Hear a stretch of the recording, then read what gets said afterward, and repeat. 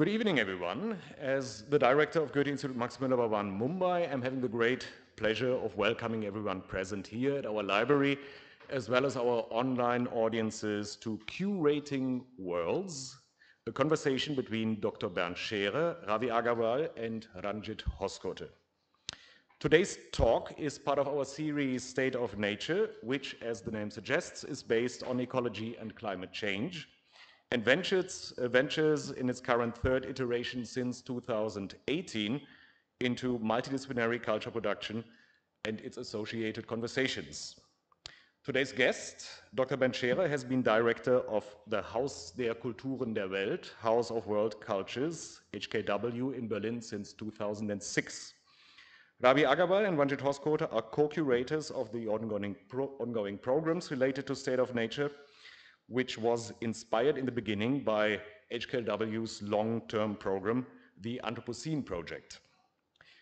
Bernd was already part of the State of Nature conference organized by Goethe-Institut in cooperation with HKW in 2018. And we are very happy to have him back now for the closing of this long-term series of multidisciplinary events. This is a great opportunity to connect our activities in Mumbai to the greater framework of research and conversations initiated by HKW over the past years and the numerous related projects which took place under this umbrella worldwide. Dear Bernd, thank you again for coming to Mumbai and for supporting our activities here in many ways. Also many thanks to CSMVS Museum and Harkat Studios for partnering with us. And now I pass to probably Ranjit and wish all of you an interesting and inspiring evening. Thank you. Björn, thank you so much. You know, normally this thing reverberates like an Olympian whatnot. Am I audible? Okay, good, fabulous.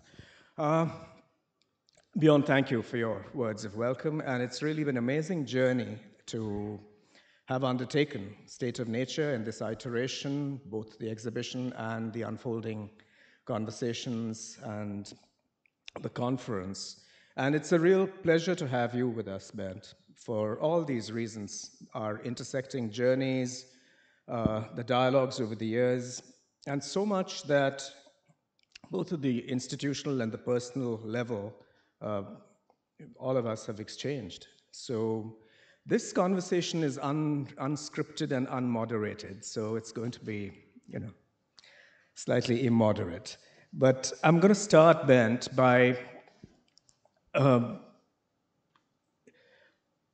asking you to reflect a little on the beginnings of the HKW, because we're talking about curating worlds, curating ideas. So just in terms of setting up a frame of reference, I've always been fascinated by how this institution undertook this great voyage of transformation, especially under your direction and the ideas you put into play.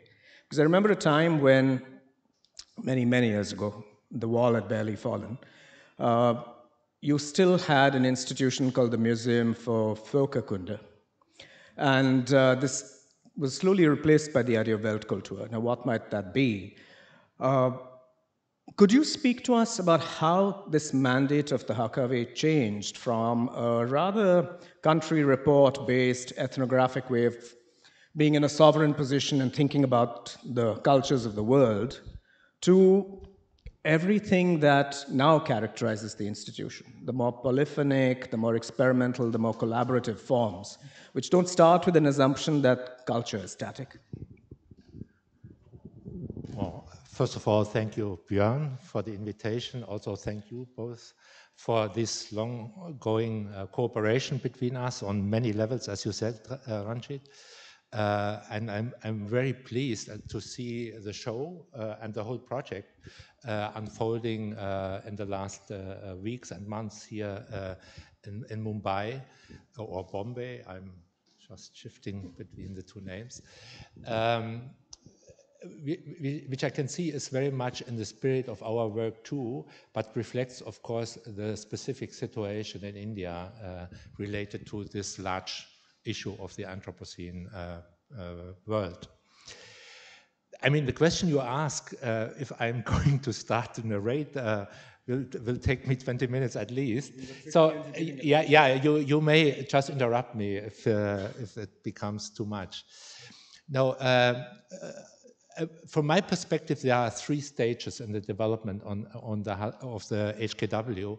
And it's interesting to look at these 3 stages because they reflect also to some extent also global discourses which have taken place in the last 22 years. The Haus was founded in 1989 before the wall came down. So it was a Western institution, that's very important to say. And at that time, it was meant as a place to represent non-Western cultures. Basically the idea, you can say, was cultural development idea, a highly politically charged idea, where the Haus was meant as a place where, countries, cultures, societies from Africa, Asia, and Latin America can represent who they are, what they are. Whereas, so to say, the exchange with Europe and United States was just going on, so the other worlds became one institution. And you already indicated that there were quite a number of problems inbuilt in this approach. The major problem was, of course, that you had Western curators, Berlin curators, which went to different societies and were choosing artists, intellectuals, and say, this is important, that is important. So right from the beginning, we had these discussions, who are you to choose what is important for our culture? And anyway, I as a writer, I as an artist, I'm not the representative of my culture. I do my work, I do my individual work. So there were a lot of discussions around these issues at the beginning. What is interesting, so this was, so to say, the critical aspect. The, let's say, more positive aspect was that nevertheless you had a quite big institution which introduced quite a number of perspectives into the Berlin discourse, into the German discourse. Positively, one can also say, looking back, that the Haus played a kind of Trojan horse in the city of Berlin, bringing in positions which were not able to integrate in the conceptual framework in Berlin or in the West or in Germany. So let's say the constructive or interesting aspect of the Haus in this first phase was to make things messy. To make people clear that there is more than the concepts you have. And one must say, 89, beginning of the 90s, there was, if you look at visual art, there was not a real conceptual approach how to deal with art coming from Africa or from Asia. So the term global art, perhaps you can talk about that later on, I mean, that started more or less end of the 90s. So there was not a conceptual framework in which the Haus was operating. On the other side, one must also say, at that time, the Haus was also not really contributing to developing a conceptual framework. So that was the first stage. The second stage started end of the 90s, where it became clearer and clearer that this role of white Western curators defining what other cultures are, you cannot just anymore pursue in that way. So the post-colonial discourse got introduced, got taken over by the Haus. And the major point at that time, or the major change, was to invite non-Western curators to do projects at the Haus der Kulturen der Welt. For example, Okwe in Wesor did together with the Haus this big show, the Short Century. The Haus was a co-producer of this show, which Okwe developed in the context of his documenta. There was a very other important project, Black Atlantic, by Paul Gilroy, curated by Paul Gilroy, which was really, I mean, a new perspective in the German discourse. The problem of this second phase was that, let's say up to 2005, 2006, Germany did not look at itself as a colonial country, as a colonizer.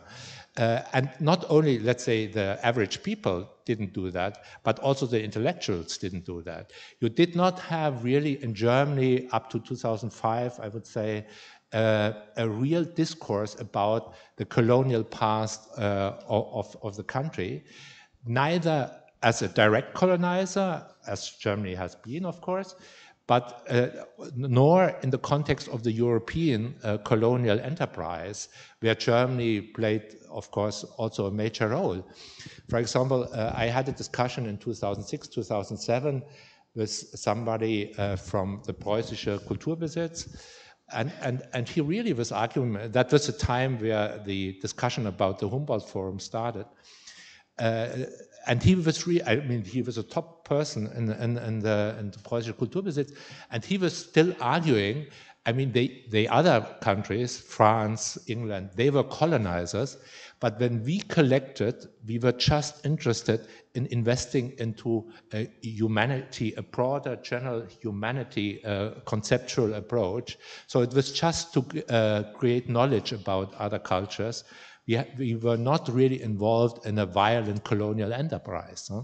So that happened even in 2006, 2007, on the intellectual, I mean, I'm questioning if this is an intellectual level, but really an important person in an important situation. So these were the two first phases. Should I come to my, okay. Okay, so, both of these phases, you can see, can say that the Haus der Kulturen der Welt, as a cultural institution, was at the periphery of major cultural undertakings in Germany and in Berlin too. People, let's say artists, intellectuals, came from time to time, but they were not seriously invested in the concept of the Haus. This, let's say, peripheral outsider position was the position I started with. And I think for me, personally, it was a good position. Because if you are an outsider, people do not look so closely what you are doing. So this being an institution which is not really taken seriously was due to the fact that the Haus up to that point didn't have developed its own conceptual framework. So it was taken, at the beginning there was no conceptual framework at all. In the second phase, it was taking a conceptual framework which was not contextualized, not situated in the German situation, at that time at least. So when I started, the challenge was, what I saw is, if you want to make out of this a proper institution, you have to develop a conceptual framework. And speaking, so to say, from the outside perspective, what we realized, and I will explain and can explain in a minute why, what became important for us was to realize that the major cultural institution of the 20th century were not anymore in an adequate way responding to the situation we lived at the beginning of the 21st century. Neither the museums nor the sciences. As far as the museums, or I start with the sciences, and that was an outcome basically of the Anthropocene project, which we see some reflections also here, was when we started the project, it became clear that the traditional categories of knowledge production didn't function anymore. Just to give you, a brief idea of what the Anthropocene means, because maybe not all of you know about the concept. The Anthropocene thesis was a thesis which was proposed by natural scientists. And the leading figure at that time was Paul Crutzen, who was a Nobel Prize laureate. What he was saying was, we are not living anymore in the Earth epoch, in the Earth age we lived in. The Earth age we lived in was called the Holocene, and the basic characteristic of the Holocene was to have a kind of more or less balanced climate. And this balanced climate allowed what we are calling the development of civilization as we know it. The thesis then of the Anthropocene is that in the Anthropocene age, humans not anymore intervene in different parts of nature or of the earth, but they produce in the 20th centuries energies which allow to disbalance the whole earth system. And that is, so to say, the Anthropocene thesis. It's not any more interventions. I mean, humans did that 12,000 years or even more, of course, by developing agriculture and so on. So you had interventions of humans over thousands of years. But the new aspect is that humans are able to activate energies which can disbalance the planet. And there are quite a number of implications. So that was the thesis of the natural scientists. And when I looked at the thesis, I said, wow, this is interesting what the natural scientists are saying. Basically, first of all, they say nature, as we treated it for the last 200-300 years as natural scientists, is not anymore nature. It's already outcome of culture. It's an outcome of consciousness. So the phenomenon they were describing was a very different phenomenon than they started with. So this dualism between nature and culture, which was, so to say, one of the basic categories of Western modernity, was not anymore appropriate to deal with the situation we are in. Also that meant, for example, the division between natural sciences on the one side, cultural and social sciences on the other side.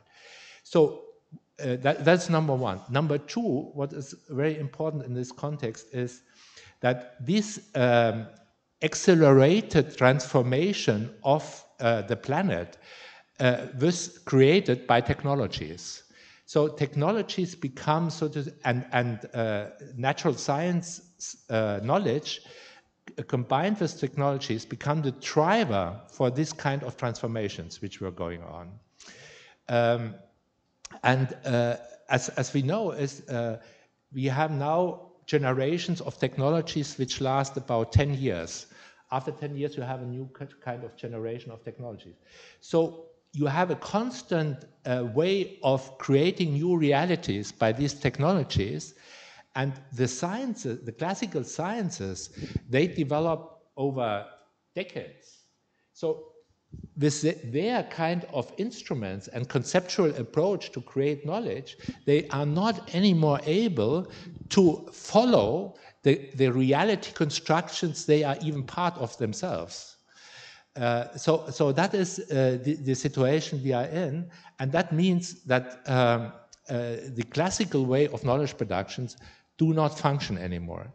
So what we developed then on the basis of this insight was that you need new forms of knowledge production. And here artists are coming in, artistic approaches, which are very important because basically the phenomena the scientific world tries to describe are so radically changing that one needs new perspective on the material world.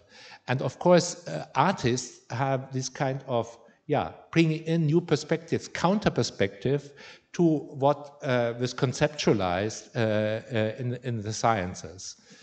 And I leave it because it's already a lecture, but I can, of course, explore that more. Thank you so much for that, Bernd, because it really sets the stage for everything else we'll talk about this evening. So, Ravi, I'm going to ask you to come in on this because it seems exactly the right point. It would be interesting, Ravi, from your perspective, coming to India to the first workshops, what was your take? Why you did become interested in this from your perspective? I mean, you have a practice as an artist, you have a practice as an also activist. What did it mean for you? Well, we started out in the Anthropocene campus in 2016, and everything else was sort of trying to also think about, as this exhibition is, some of the things he's saying about technology being the great leveler in the 10-year cycle. That's also sort of kind of the colonial idea of how in Europe you would think of technologies, what technologies mean. So, and it also became part of the great modernization project of the independent Indian state. As you see in the context videos downstairs, that there's a video of from the film television documentary of 1958 of the Damodar Valley Corporation, which is based on the Tennessee Valley Corporation of the U.S. of the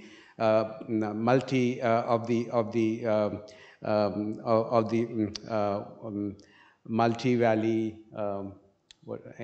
projects, where you build multiple dams on a river system to tame rivers which are going wild. And so basically, if you look at the documentary is talks about problems, they call them tribals. Tribals have problems which farmers have, problems of water, how they'll be solved by these big technological interventions of the big dams.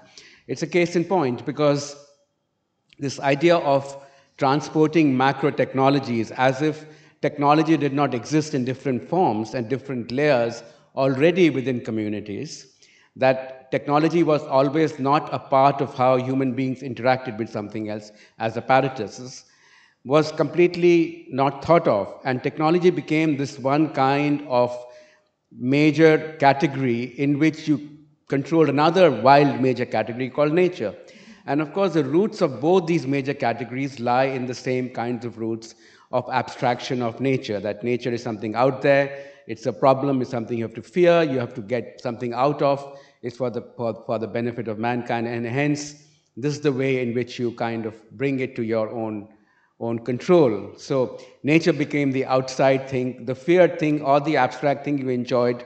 And of course, if you look also in the first laws in the US, which created the great national parks, it was about to create pure nature. So, of course, realities there were already different when in the early 20th century, the national laws in the US, which created the national parks, came up, or the Indian Forest Law, which came up in 1927, which was based on the British imperial forestry, which started in 1856 by Dietrich, who was the German first Inspector General of Forests in India. So there's a whole stock importation of ideas and technologies which are part of the colonial venture, but actually just become part of the greater creation of nation states and the idea of nation states. So the idea of nation states and the control of nature became completely co-twined. And there's been many things written about it. There's a famous book called by David Blackburn on what's it called? I forget the name. On Germany and the shutting of the wetlands, or the recent book by Arup Jyoti Sakya on called Unquiet River, on the Brahmaputra and the deep history of the Brahmaputra, called Colonization of the River System. So the control of nature became part of the identity of the nation state. So this is part of what is happening, because the young Indian nation wants to join the great galaxy of modern Indian states and adopt everything which is modern and supposedly modern, without looking at the contestations which are already happening on the ground through the colonial process and continue to this day. So what is the technology used by the small fisherman when he uses a 2,000-year-old boat to go out in the sea and fish? Is there a technology in the nets the person is making? So this idea of that technology as thing, it continues even today in the climate change debates. And if you look at the other way in which nature was real and not an abstracted entity, then it was produced by culture. So nature-culture differences, which has become a major closure of the divide in Western epistemology, is actually, if you look through lived lives of communities, which are farming communities or livelihood communities, these divides do not exist. So basically, you are going away and coming back to reinvent and adopt and saying, how do we bring other knowledge systems into play, into something which we've already taken away, and how do we speak to them? So it's a novel idea in most of Western debates of how to bring other knowledge systems back into play, with no clue what kind of conversation you will have with knowledge systems that are ontologically different than yours. Where the small fisher is ontologically have a different relationship to the sea than the measurements of science and technology, of modern science and technology, but has the same experience of the changes, but has a different relationship. Because these are ontological, almost ontological. You have a different location of yourself. So this has become the big barrier of rediscovery of nature, which this whole program, and which I reacted to when I went there, and I listened to. It was a fantastic experience in 2016 in the Anthropocene curriculum to listen to the wonderful scholars, really deeply engaged scholars and artists. And the question always came to me from my experience of being here, of working as an environmentalist with communities, or as an artist who's involved, who's interested in on-the-ground interactions, that what is it that we need to say? That these are not lost cultures, these are living cultures fading away. So what we call as indigenous, so if you look at Western art shows or Western debates, and I'm sorry, using Western in the broader sense, they will always bring the indigenous Indian communities or Amazonian communities in there. And I will say, speak to the fisher folk here. These are not indigenous communities living in remote forests or in the Andamans. These are people living in life, but their lives are entangled and in transition. But they have not lost, they still have traces and lived traces of what you are seeking. And if you're looking for where you need to look, don't look at the extreme of shamanic traditions because you don't understand them, but look at the realities of lived lives here, and which is what this exhibition is about, actually. So I think somehow the debate, not only the nature-culture question has become so divided, and I think falsely divided, because there are false divisions. There's plenty of evidence in the world where these are not divided. And of course, then we bring in the barriers of how to undivide them through fantastic work by people like Donna Haraway and other people. They've got nature cultures and world links and all that. But why do we need to create this new glossary of terms when these glossary of terms are only creatable when you have lost them? Because you can only be outside of something to see something. If you're in something, you don't describe the air you're breathing, right? Yeah, because you're in it. And that's my question to me as an artist, that how do I look at art practice and colleagues who are art practitioners, who are the art practitioners, who are actually living these realities and engaged with these questions without necessarily having to define them or trying to think of them as separate questions, because they exist. So Karan Shrestha's work on the indigenous communities in the Chitwan National Park, which is down there, is actually from that perspective. So if you look at the performance dance and the video, it's actually speaking of those nature cultures which we are trying to recover in Western epistemology.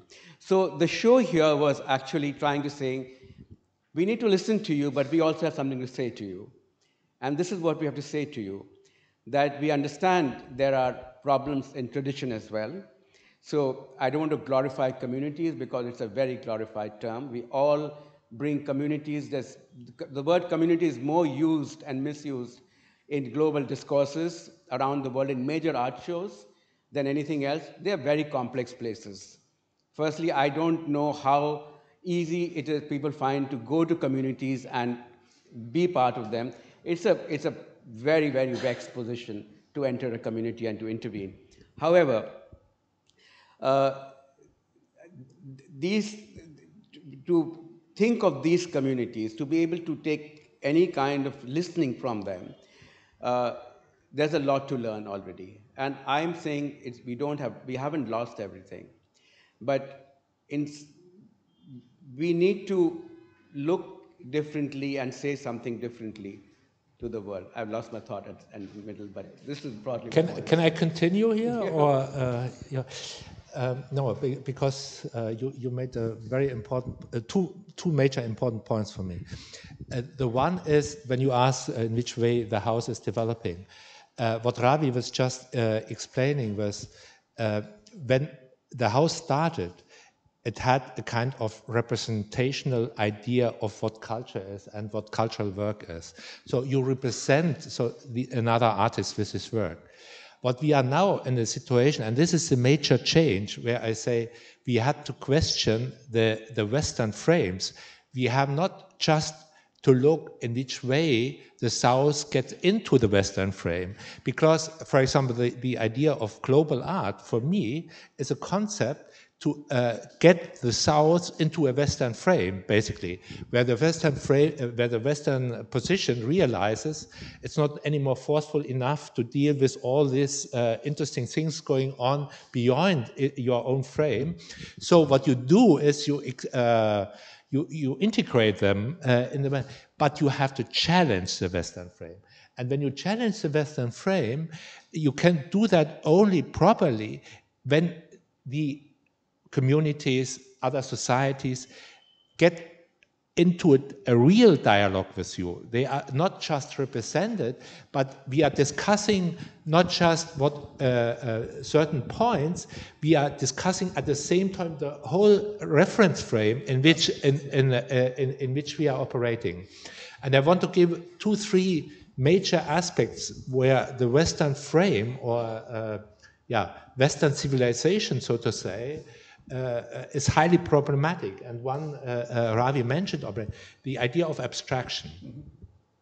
For me, really as a kind of core image of the Anthropocene, because what I'm really interested in and the Haus is, what is the mindset which produced the situation we are in, these deep crises? What is behind, so to say, what kind of thinking is going on to produce this?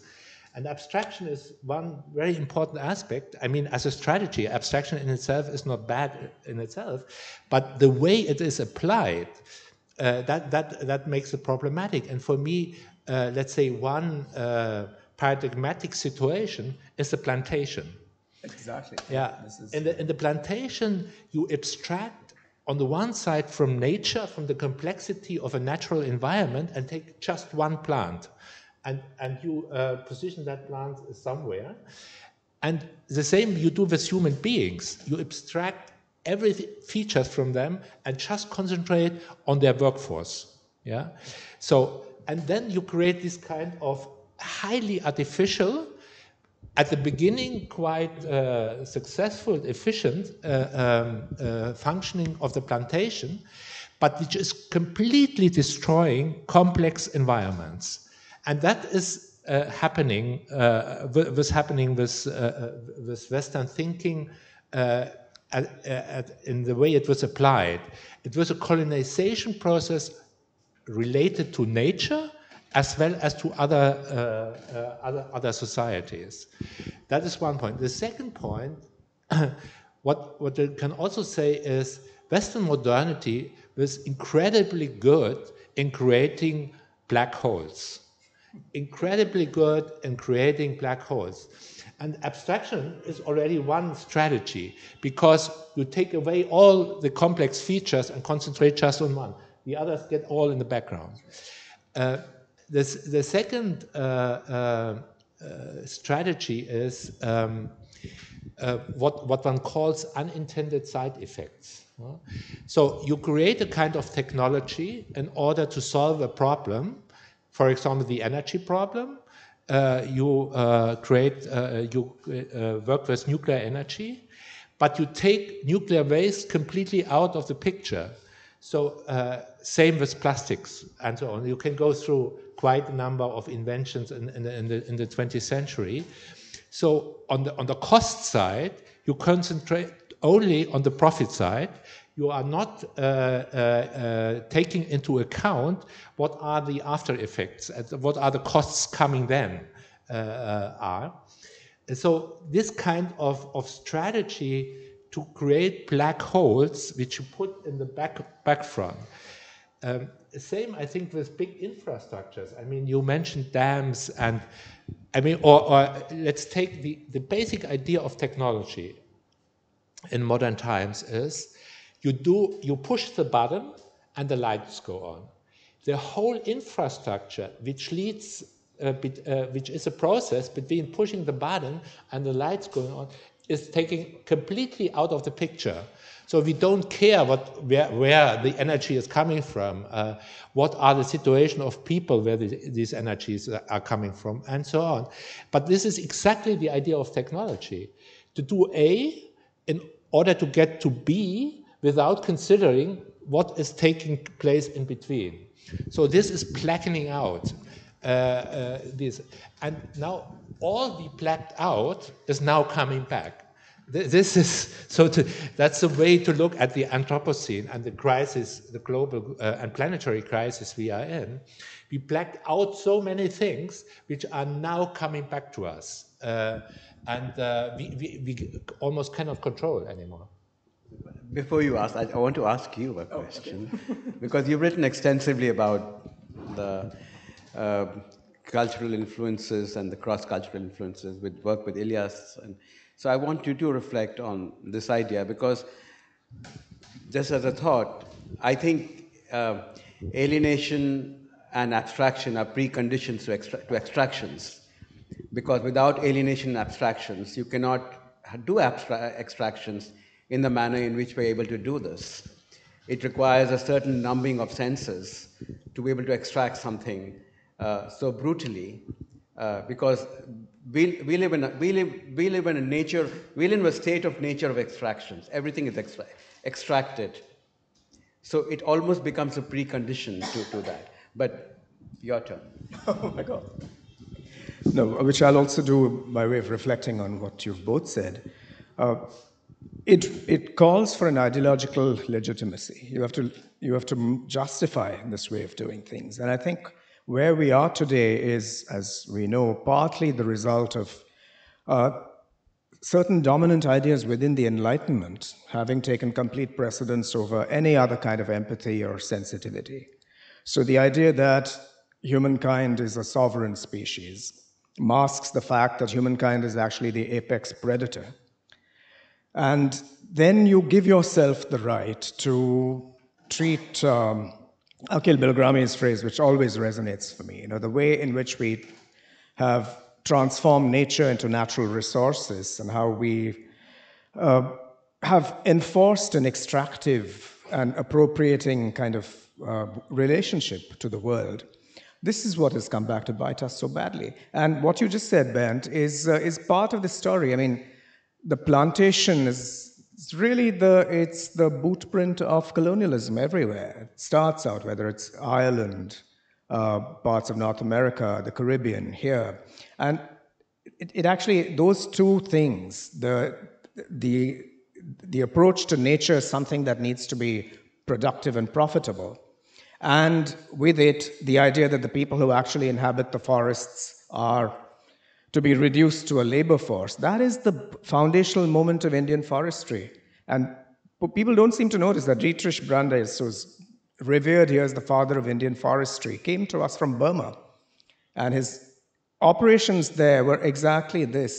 This is where all the rebellions in North Burma go back to this period, when he instituted this plantation approach to forestry, treated the local communities as labor who then moved around, as itinerant labor. So a profound alienation was enacted on the dwellers of the forests, and that's exactly what came here. So we're debating the Forest Act all the time. The fact is that most of our forests are plantations.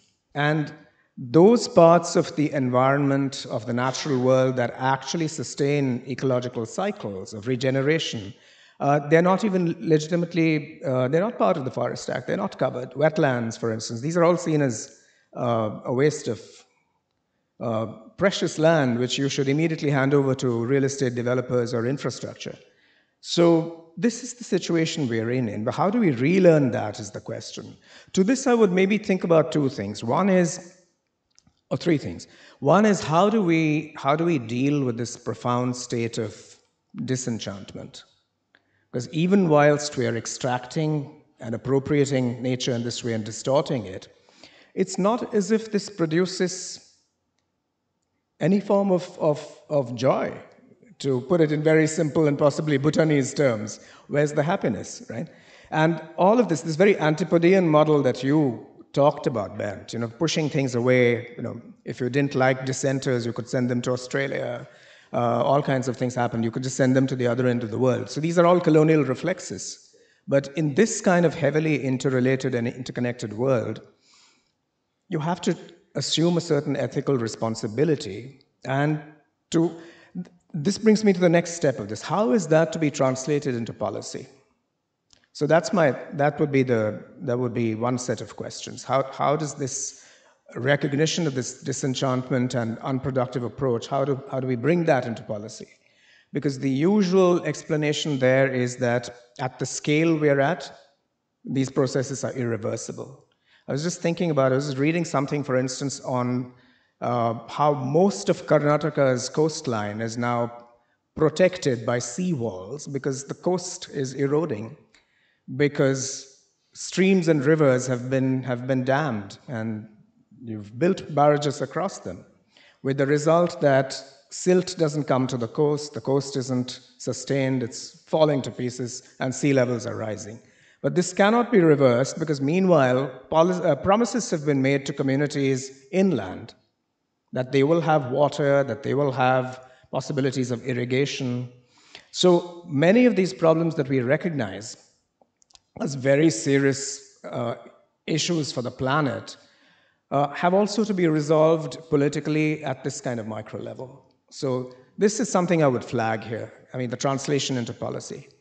And the other set of questions has to do with alienation. I think there's one kind of alienation, which of course we know from the classical Hegelian and Marxian tradition, which is that which is linked to feeling disempowered and vulnerable and resentful, and therefore in opposition. But David Graeber used to talk about how alienation can actually be a very productive situation to be in, because it allows you to be outside of a system, to be non-conforming, and therefore to see clearly what its problems might be. So alienation can also be a ground for redemptive action.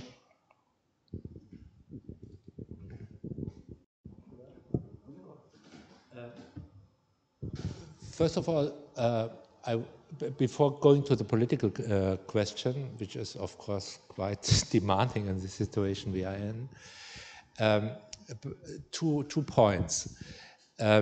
One, and this is really the implication of the Anthropocene, is because the Anthropocene is a planetary development which is taking a planetary crisis. Therefore, we are at a point where this blackening out is not anymore working, because you cannot, if you get your waste to Africa from Europe, this will draw back to Germany or to Europe in one way or the other, by people coming from these areas because they cannot anymore, they don't have anymore the food they could produce before, and so on. So this is the situation we are in. We cannot anymore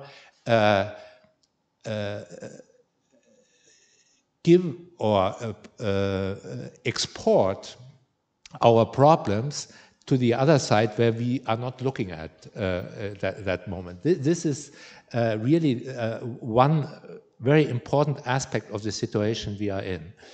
The second point, what you mentioned, the relation to nature. What is the problem there?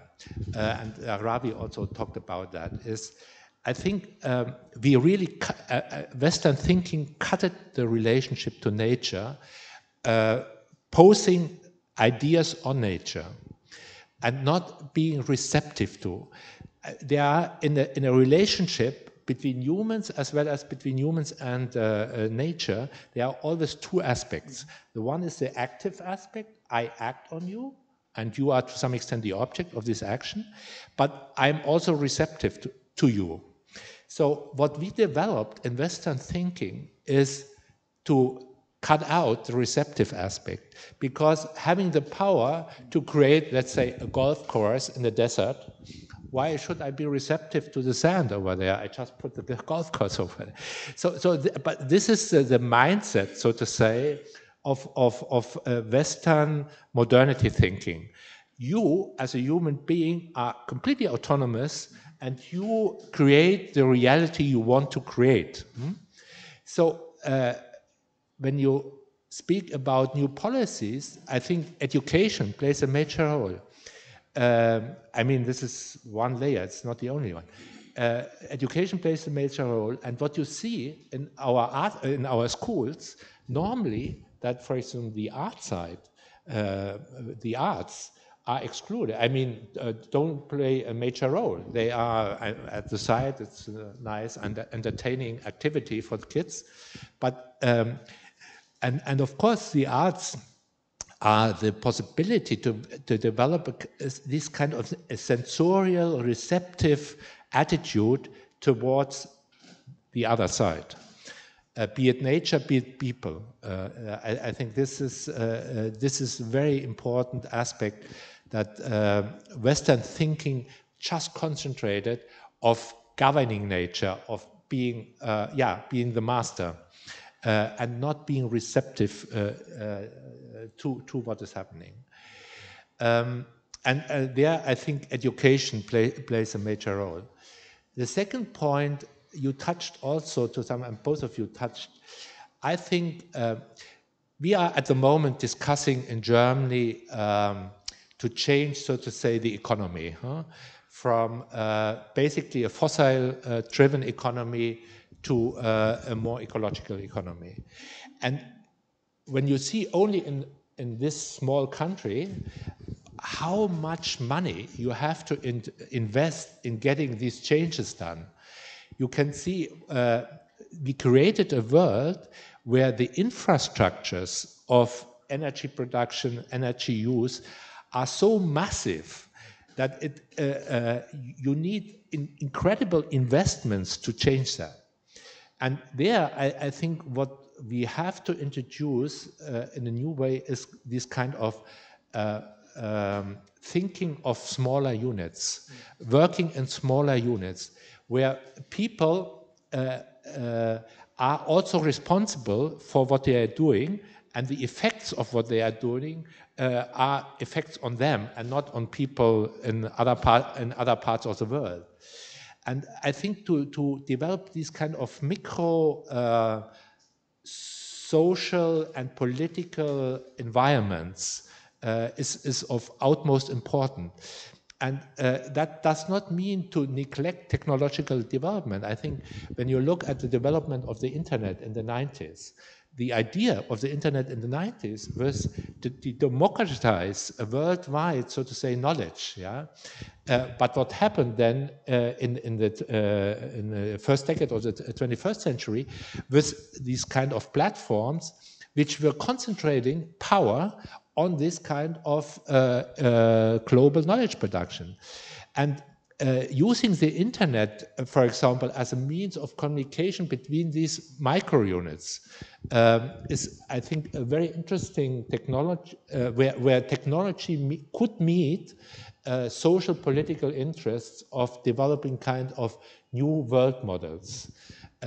Because when you as a person you see what you are doing is reflected in your environment, you develop consciousness about it.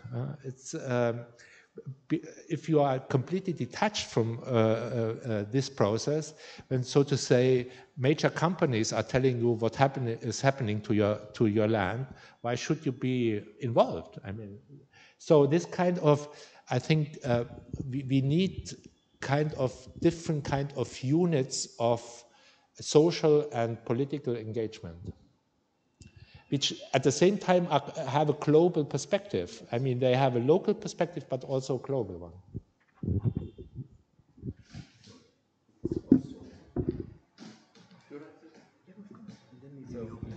Just on the second part of the question, the policy, the political question you ask, you know. So I think a lot about that, and I think about as an activist, as somebody who's involved in these issues and the dialogues around it, that what is the relationship between education, activism, and theory? You know, what is it? Are they three separate things? The question is education about what? Activism about what? And how does this play into all these things we are talking about for now? The Anthropocene concept was proposed in 2020 by Paul Crutzen, so it's already 2000. So, sorry, 1920, 2000. That's already 22 years. So, and we are still debating climate change. The new IPCC report is saying that we are far off the mark, etc. I think the question is that when everything is going, we are immersed in this sea of change, that we are touching fragments of the elephant in the room, then what agency do we have to do what? What kind of agency do we have? And where should that agency be directed? You know, what should we do? Kind of question. And so I can only reflect. I wish I knew all the answers, but I have my theories about my own answers. Is that, firstly, we have to be able to understand through education what are the structural underlying issues beyond anything. And we can do it through everyday objects. So we know that plastics are the waste of the petrochemical industry. We also know that while the industry tells us to recycle plastics, and we see all these fancy things, less than 9% of the global plastics is recycled. And we also know that in the next 30 years, despite all these climate change discussions, $180 billion are going to be invested in the plastics industry. So it's a growth path. Why is it that we are in this kind of bubble of not knowing?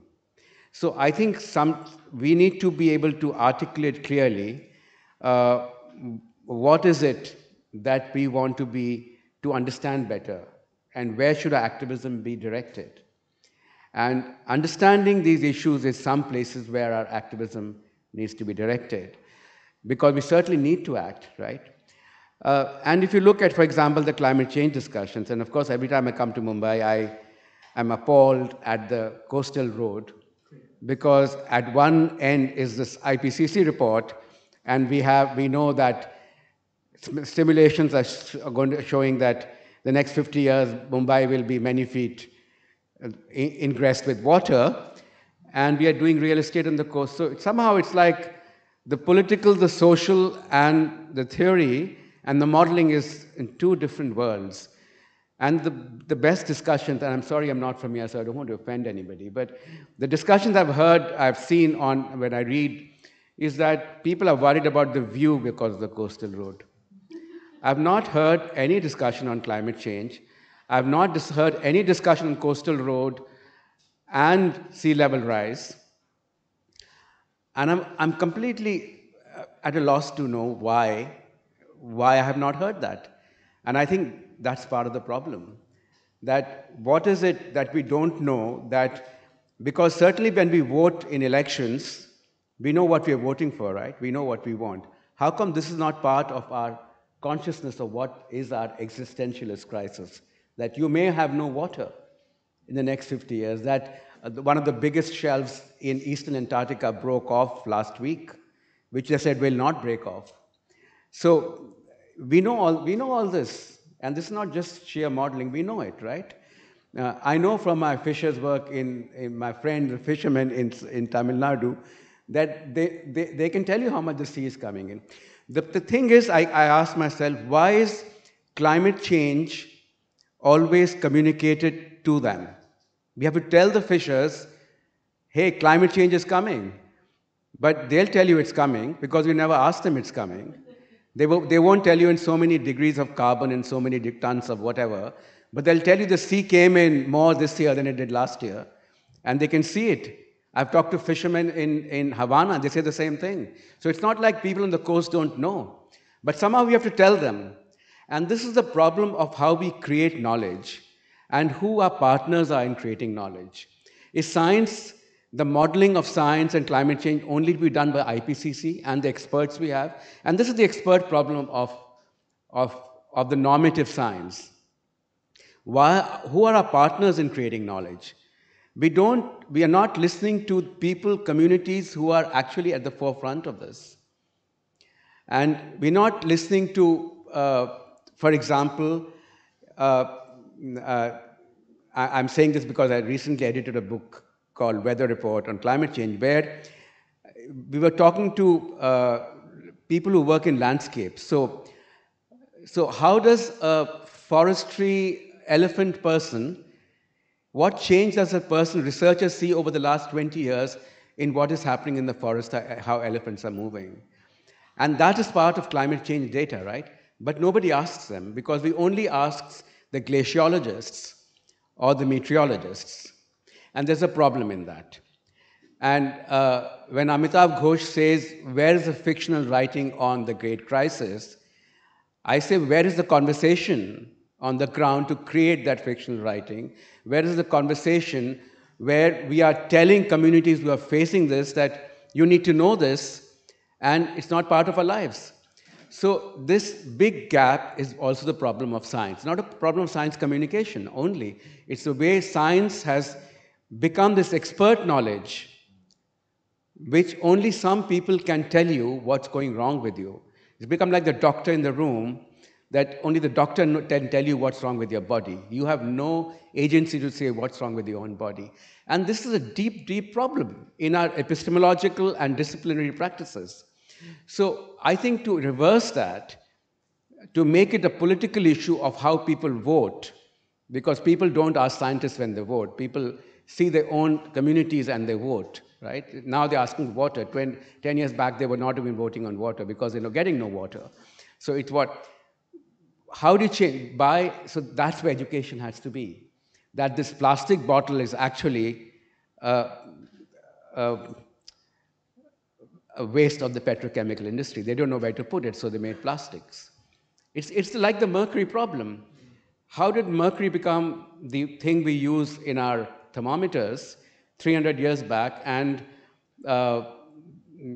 before that, there was no mercury. And we then marketed it as this great, perfect device of measuring temperature because of the linear coefficient of expansion, is because after the gold rush ended, they didn't know what to do with the mercury. So this is the history of mercury. It landed up as a product. Many of the products we use are now outcomes of other industries, and they have been marketed brilliantly as something we need. And I keep saying this to everybody, this week at least, because last week a report came out about microplastics in human blood, the first report of microplastics in human blood. What does that mean? Who knows? So, can I give, let's say, the other side of the story Ravi was just telling, the side of the scientists. We are working very closely with these natural scientists, basically earth scientists, geologists, and so on this idea of what does it mean from their perspective to define a new Earth age. And these people always telling me, oh, we are completely objective in our doing. We are looking normally at millions of years to define an Earth age. Sometimes it lasts for thousands, sometimes millions of years. And what is new with the Anthropocene is that it just started more or less probably 50 years ago or 70 years ago. And it started at the time where these people themselves are working in. So for quite a number, or this is a challenge for the discipline, because of course geologists were very important in discovering fossil energy resources on the planet. So they realized suddenly they are major actors in producing a world which are they now observing is completely in crisis. So this kind of objective looking at what is happening on the planet is being transformed in a very immersive situation where they realize, oh, it is affecting also me, and I was a major agent in developing this. So because of that, there is a really also big discussion going on amongst scientists. What are the implications for declaring a new Earth epoch, which is called the Anthropocene? And that shows this kind of mindset of the sciences and the expert knowledge, which detached itself to such an extent that the actors in the sciences do not understand themselves as actors in the world. As scientists, they are, so to say, outside of this world.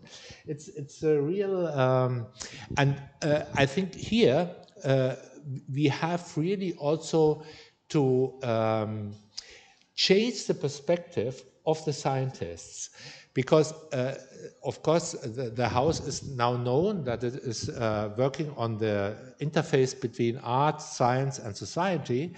A lot of people from the sciences or the academics come to me and say, oh, we have a wonderful project. We would like to present it at the Haus, that people, normal people, understand what we are doing.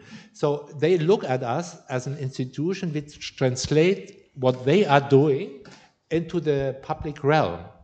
And what I think is, when we speak of new forms of knowledge production, is we should not just communicate what experts are thinking in their laboratories to the rest of the world, but we should develop knowledge which is already constructed and built up in kind of social interaction with the people on the ground, with the people who are affected with. So I think this also could be a very interesting, let's say, policy of cultural institutions, of scientific institutions in the future. So. Could open this up now. There's just one more theme that has come up through our deliberations across these months, which I think yet remains to be discussed, which has to do with species equity. Just as you were mentioning elephant corridors, I thought elephant corridors today are radically interrupted, and not only elephants, but all kinds of other, the big cats, for instance, which leads one to think about how do we construe our tenancy of the planet, and what rights do other species have, and how is that to be calibrated, and how might that translate into a sort of multi-species understanding of justice. These are large questions, and they're again caught up in these same labyrinths of policy and local interests and so on. But they never get reflected upon in the public sphere because the media, we've blamed science, now we have to come to the media. There is a set of concepts that's already in place. I mean, I'm so tired of looking at headlines that talk about human-animal conflict, for instance, and you want to say, it's not conflict, this has deeper roots. It's not a simple antagonism between humans and other species that want to somehow come in. You were speaking about the relative lack of understanding of natural questions in Bombay.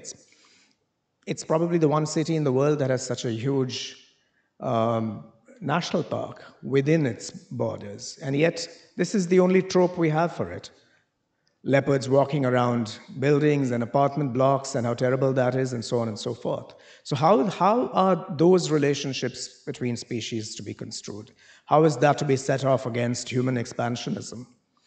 Those questions yet remain to be dealt with, I think, at every level, through education, through rethinking what land rights are, and establishing a new set of parameters. What agency and personhood means. Exactly. If there are questions or strenuous objections, yeah. I just wanted to say one thing about the coastal road. I wanted to just say one thing about the coastal road and about the media. So my name is Natalie Marot. I work as a foreign correspondent for German media, and I wrote about the coastal road. And there's also a study about it from a lecturer. Her name is Shweta Wag. She's also active in the RA movement, which is, maybe you heard about it. They're dealing also with the problems that animals are,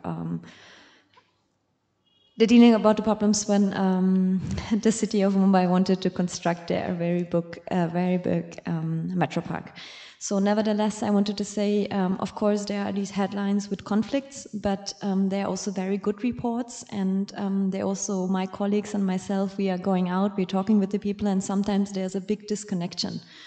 So, and it's really, as you said, it doesn't matter if you go to West Bengal on a small island which is called Ganga Sagar, or if you go here to the fishermen that are telling you, okay, the sands are disappearing.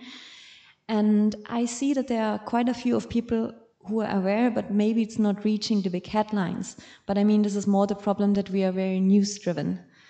So, of course, you will have the people who are going to Haus in Juhu who will complain about the view, which might be destroyed, but you have also a lot of people who are concerned. And you have also lecturers who are working in small institutes, which had recently an exhibition on the influence of the fishermen and the indigenous people. I mean, of course, these are very micro things, but just to mention, I think there's a growing awareness in India.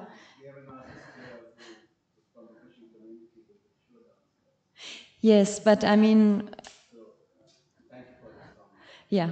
So, I mean, I definitely see also the problems, but I am positively surprised that there is a lot of happening these days in Mumbai. Of course, since the pandemic, movements became a bit more silent, but I think also through something like Extinction Rebellion or to Fridays for Future, it is more easy now to reach out to young people. And also at this protest, I met not only very educated English-speaking young folks, but also people who are living close by and who have a feeling for it. But of course, it needs to grow. I mean, you have always the question, what is more important to earn the next day's breakfast or dinner, or to think about environment? And this is, I think, the bigger problem that I face when I report here in India. So it's always thinking about the next day and not about the future.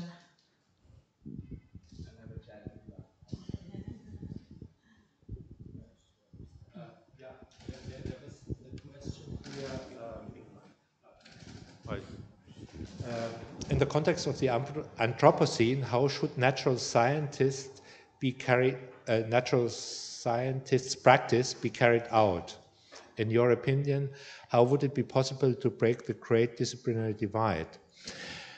I think, just to give you another example, and then I come to answering, I think what we experienced with the pandemic is, so to say, a planetary process where we can learn what is going wrong with the knowledge systems we have, because what we have to learn is that in order to develop strategies related to the pandemic, we have to get economists, we have to get virologists, we have to get political scientists, and so on. And all these people are having different languages. So it's very difficult for them to understand the other. And quite often you have a divide amongst the different kind of expertise related to the same, so-called same phenomenon. But if you look at it closely, it's of course not the same phenomenon they are talking about. They are talking about very different phenomena, because when you just concentrate on the virus as a virologist, you are completely blackening out social processes, economical processes, and so on. So our whole knowledge systems are based off blacking out a lot in order to concentrate on one thing. So I think one major challenge is to define or to develop frames in which, related to these problems we are talking about, if it's problems of fishermen in Bombay, if they are problems like the pandemic, we can develop kind of new forms of languages which are addressing these issues by cooperation of the different knowledge systems on the ground. Yeah, basically I think it's a question of framing problems in a way that the knowledge of the natural scientists play more or less the same role than political scientists or cultural people or even artists to define the phenomena we are confronted with, and not looking at the sciences as the ones who define reality. Because what happened in the last 200 years basically is that the sciences define what reality is. So when politicians look for experts, they go to the sciences that they explain them what the reality is. And I think this is a wrong notion of reality and the role of the sciences in that. And that I think we have to change in a basic way, and to create institutions which are able to bring these kind of very different perspectives together in order to develop new worldviews, basically. And in that sense, it's really about world construction. And we need institutions, and I think they are coming now. There are more and more institutions realizing that, that we need new approaches to tackle these issues we are confronted with.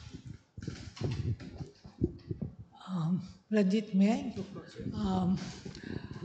Well, this is not a question, just a light observation, mainly in response to what Ravi said.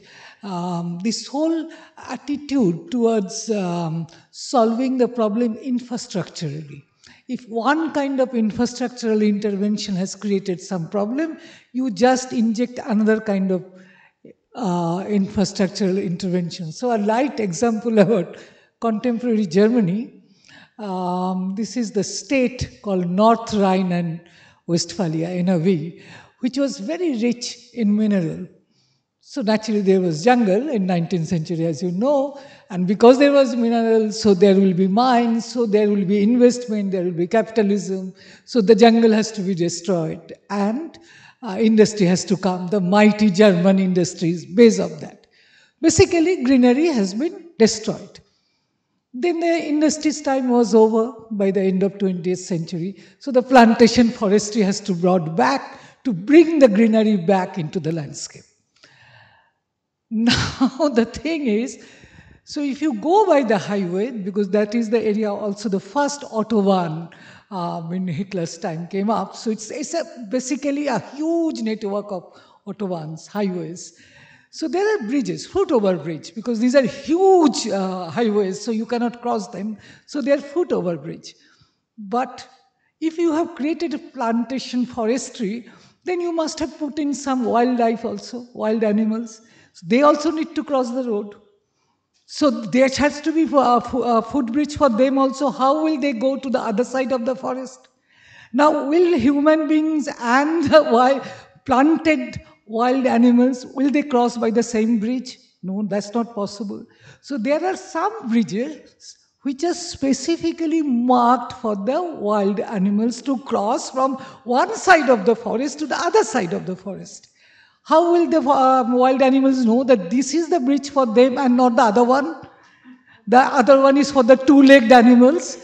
So they are called Wildbrücke, that is wild bridges. So those Wildbrückes, there are some, in your drawing room you sometimes put some money plant or some kind of indoor plantation. That kind of plantation are put on those bridges. So that is a kind of color coding for the wild animals to know this is the footbridge they should use to go to the other side and not get killed by the highway traffic. So this is the contemporary 21st century intervention of German infrastructural industry. You left unsaid. You said that at the end of the 20th century, if I'm paraphrasing you, that the industry had gone, the plants. The question you didn't further elaborate, where did this industry go? That's, of course, so I've seen plants in Germany and other parts in Europe. Yes. Chemical industry, steel industry, which has been migrated to what we call the global south, because that's how clean production or clean environments have also been produced in a sense.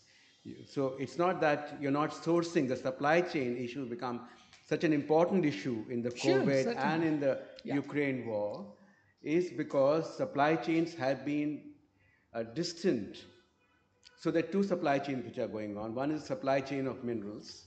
So we know that China buys up the copper and the rare earth mines in Peru and everything, because these are the supply chains. And there's so many in Africa, and you know the stories about the kind of labor conditions that exist there. And the other reverse supply chain is the waste supply chain. So there's a global waste flow. So electronic waste flows from, so Europe has one of the most progressive electronic waste laws. They have a target per capita, etc. But they're not able to track beyond a certain point. They have tracking mechanisms. They land up in the global south. And they land up in Africa, they land up in India, they land up in China. So many of these questions of consumption, resource use, is like, to my mind, what happened to indentured labor in the 19th and the 20th century, when labor was moved for commodity production and then became part of a global sort of slave trade. This is a reverse thing happening. If you see, just 5 years back, there was a major fire in Bangladesh, in the textile, and these are the major producers of all the textiles of all the major companies. I've spoken to many of these companies because this is the area I work in also, and they admit that, and these are some of the best companies, and they're great companies, I'm not saying, that beyond a point they cannot track supply chains. So a certain material which has a certain kind of very fine bead embroidery, which only small hands can do, it's traced to a labor camp, a Sri Lankan labor camp in Tamil Nadu. Because at a certain point where contracts end, real supply chain gets farmed out of the informal sector. So it's almost impossible to maintain this ethical and social standard which we claim. So what I'm saying is that the stories which go beyond norms, beyond claims, are the stories which have not changed. They go down the ladders of inequities, poverty, and different kinds of extraction. So the colonization process is just, it's not a thing of the past, it's a continuing process which has just shifted elsewhere. And I'm not talking abstractly, this is very much the case. You go to Selampuri in Delhi, I can show you European electronic waste being recycled there. So this is happening right now. So we are kind of blind to this consumption. That's what I was saying, where should your activism be? What kind of awareness do we need to create? We need to recognize this. And I don't think that if you recognize this, it'll be easy for us to do it. We're not all brutal people who are going to extract no matter what happens. We just have closed our eyes to many things. So final question. Do we have anything online or?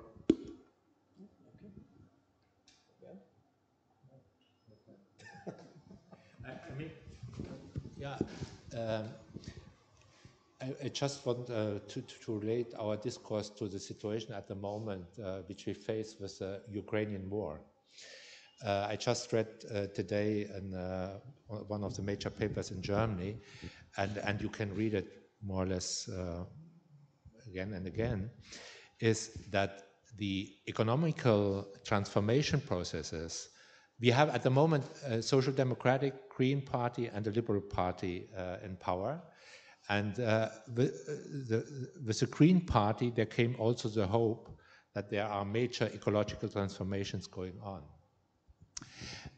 And what we realize now is that because of the Ukrainian war, it becomes so obvious how dependent we are from Russian gas, oil, and coal. And probably because of this war, the ecological transformation of our economy will be accelerating.